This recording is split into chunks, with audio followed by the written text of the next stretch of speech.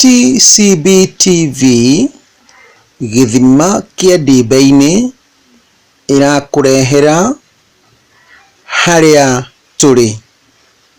TCB TV githima kia dibaini. This is the junction of Kikuyu Road and Dwaru Road, where the main hall poses a question unanswered and a pure indication that there is a problem within Nairobi Water and Sewerage Company. For something like this to happen, especially during this time the world suffers a brawl of coronavirus COVID-19 pandemic. This poses an outbreak of other diseases such as cholera, typhoid, among other diseases, subjecting the area residents into danger of being infected due to this sewerage overflow.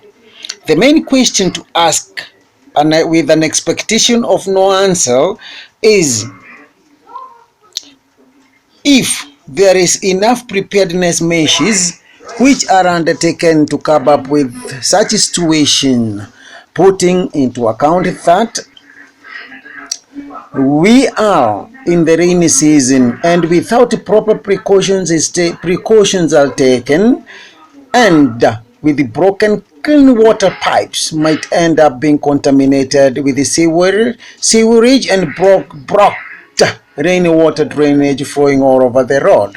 Reporting for and on behalf of TCB Heritage Media, mine to be called and answered is Kenyatta Wagatudhu.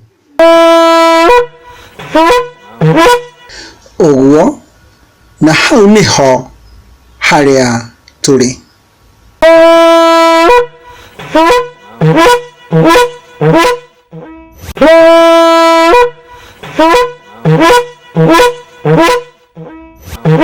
What?